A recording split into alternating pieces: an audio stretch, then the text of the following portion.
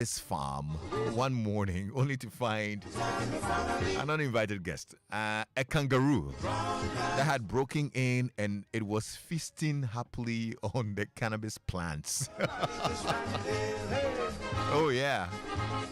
By the time the Rangers showed up, the poor guy was stumbling around, glassy-eyed and moving in slow motion like he just spent the morning with Bob Marley. I mean, you can imagine, a high kangaroo. How high can you jump? He took that literally.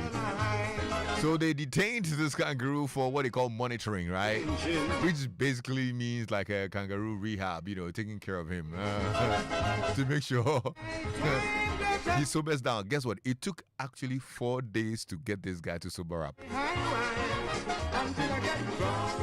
Yeah, it was quite high grade.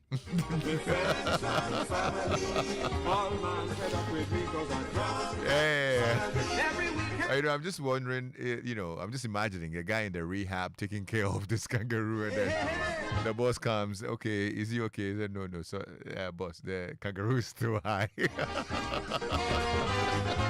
Charlie.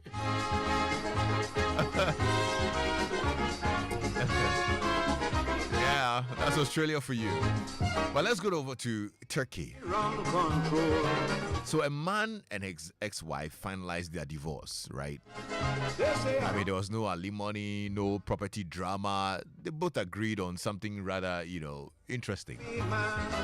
The husband will now pay what they call cat support. So they had a pet cat. Yeah. Actually, they had 2 of them. And now what they agreed on is what they call cat support. Now, it's not child support.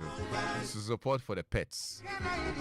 So every 3 months, he's required to send about $240 to his ex-wife for the care and feeding of the cats. And this agreement, guess what, will run for 10 years.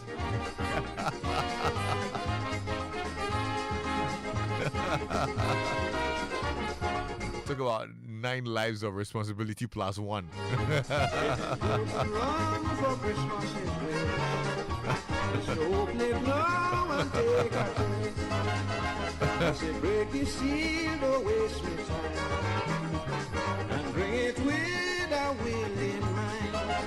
don't know whether it's been a contention in any Ghanaian home where, there's a divorce and now you're just wondering who's going to keep the dogs, who's going to keep the cats.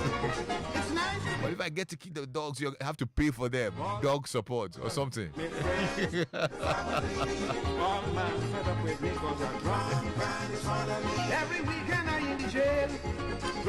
Well, my friends in insurance would particularly like this last story, because I'm sure they've recorded such incidents before. So in Brazil, right, this guy who owns a luxury car pulled one of the most ridiculous stunts you will hear all week. So he set his own Porsche 911 Carrera on fire. He set the Porsche on fire. Yeah, he owned the car. And guess what? Just to claim the insurance money. So he told the police this wild story about being kidnapped by armed men, locked in his own trunk and barely escaping before the car exploded.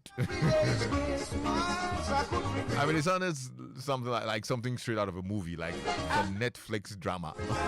Until investigators checked the nearby CCTV camera, and they actually caught him lighting up the car himself. He burnt the car himself.